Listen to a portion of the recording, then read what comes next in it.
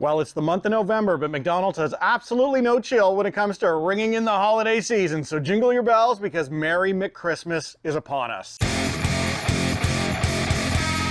Happy festive overload and welcome to That's Rank. At the timing of filming this, Christmas is still 53 days away, but frankly, Ronald McDonald wasn't going to hold back for another minute.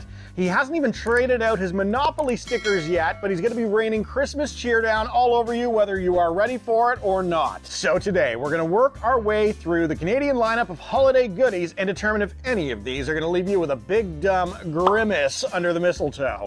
And this year's lineup includes the Peppermint Mocha, made with 100% ethically sourced Rainforest Alliance certified espresso. Peppermint Hot Chocolate, potentially unethically sourced, to be determined. The Creme Brulee Lil Donuts, and the Ronald McDonald House Ginger Cookie. So let's start today with the Peppermint Mocha, which is usually the centerpiece of anybody's holiday menu. Except for Tim Hortons, whose centerpiece is confirming your order 4 separate times and still getting it wrong. Now, I brought my trusty camera with me, and I was gonna take a close-up of the holiday cup and talk our way through what the design this year was, but apparently I was so early, we're still playing Monopoly. So you and I are gonna peel some stickers together and see if I've hit the big one. So I've been playing the Monopoly game now, going on, God, at least 25 years. Year over year, that eventually I will hit the big one. As you can see here, I got St. Catherine Street, which is one of the useless properties this year. I've never won much more than a cheeseburger or a coffee, but I'm convinced if I play long enough, one of these days. And we got Algonquin.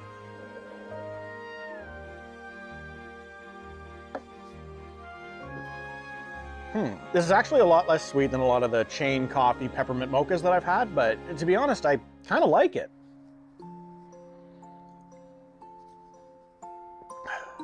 The peppermint is really refreshing, and there's still enough sugar in here to counterbalance the strength of the espresso, but there's not so much sugar that you forget that you're still drinking coffee. You know, I really dig this. I think I'd put this in the B tier.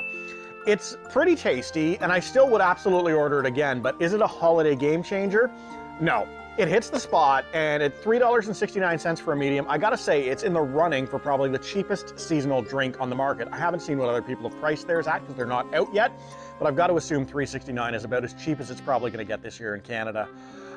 You know, for me, McDonald's is always the shocker when it comes to coffee because it's McDonald's, and I don't see them as a coffee spot, so I usually expect their coffee to suck, but it never does. Their coffee is good. Like, this is good. All right, let's keep the drinks rolling with the Peppermint Hot Chocolates. And to be honest with you, I don't think I've ever had a hot chocolate from McDonald's. If I'm there for a hot drink, I'm getting coffee. So this is supposed to have candy cane pieces and whipped cream on top, although I suppose it's possible that they disintegrated during the ride home, but we'll still go ahead and take a close look, and of course we will play Monopoly. Yeah, sadly, nothing exciting to see here. It almost looks like a really nasty paint color. I'll be putting the lid back on. I don't want to look at that while I'm drinking it. But we got to play the Monopoly.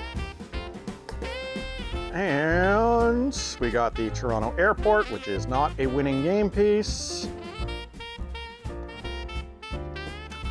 Spoiler, this is going to be a property.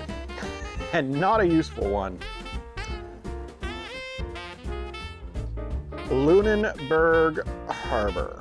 All right, I'll look them up online and see if there was anything that I actually won with, but my guess is right down here, you're gonna see, sorry, loser, try again.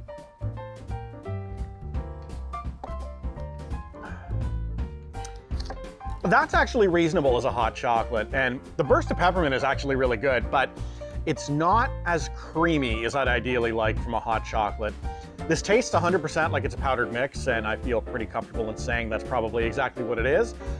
They added some milk though, which helps. I can definitely taste the richness of having a little bit of milk in there. It's Christmassy, and having one of these by a roaring fire in a Hallmark movie might hit the spot in mid-December, but it's like 15 degrees right now and beautiful. My mind is not quite in the Christmas spirit, so I'm gonna be judging this purely on taste as opposed to any feelings of nostalgia and holidays that it might be stirring up inside me. You know what, I'll stick with the B tier on this, same as I gave the Mocha. It's not something that I'd fight the Hamburglar over, but if it was made with some real melted chocolate and some heavier dairy, then maybe I'd start sharpening my toothbrush to shank them, but this isn't stirring up my inner violence. All right, finally we got the 2 baked goods. I'm pretty sure the mini donuts are still a Canadian exclusive. Have the US decided to adopt these yet?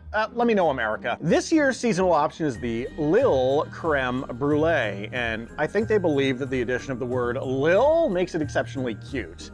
But you gotta understand, I'm 40 years old, I'm long past the point of that sort of thing. If they wanted to grab my attention, they'd call them, Mom Bod. Okay, so taking a look at this up close, I gotta say, I don't think that McDonald's fully understands what a creme brulee actually is, because look at that, there's some sort of, I don't know what the hell those are, there's like shards on top of this donut here.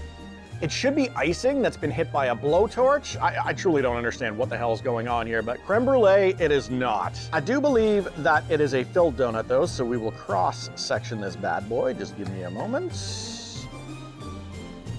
And yeah, there you go. It's basically a Boston cream donut with a tortoise shell.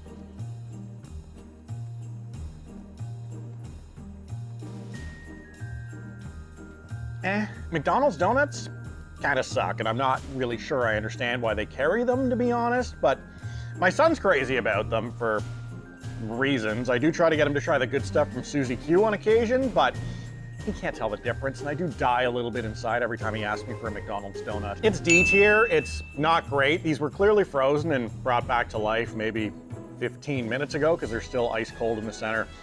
And there's this weirdness to the dough as well because it's changed consistencies from the flash freeze, and it's like a worse Tim Hortons donut, if that's possible.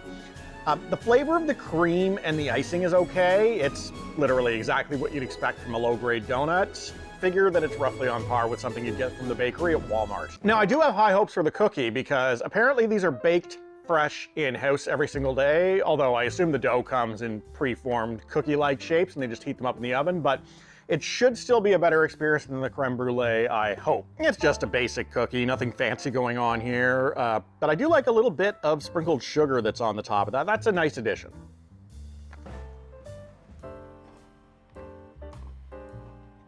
Oh, that's not bad. They've added some molasses to this, which is probably where they developed the color that it's got, and it almost tastes like a gingerbread man. It's got nice little bits of crunchiness around the edges, but then it's soft and chewy in the center. And that's my preferred method of cookie, to be honest with you. I think I'd put this in the B tier as well. Unlike the drinks, it's doing what it's supposed to be doing and doing a very fine job at it. Having one of these won't turn you into a McDonald's cookie addict, but it's a really nice pairing alongside your coffee mid-afternoon. So all in all, nothing was game-changing this year, but other than the donut, nothing was really bad either. And that pretty much sums up McDonald's in a nutshell. They do pretty much everything reasonably well. Now, I'm headed to New Hampshire in a couple of weeks, so I'll make sure to take a peek and see if McDonald's America is doing anything different over the holidays, and I'll make sure to pick up anything else that they're covering that we don't get in Canada. And of course, I will be covering all of the holiday options that start to drop at the various restaurants all month long, so make sure that you hit the subscribe button and you can see those videos when they happen. The holidays are here, guys. This is just the start, so prepare yourselves.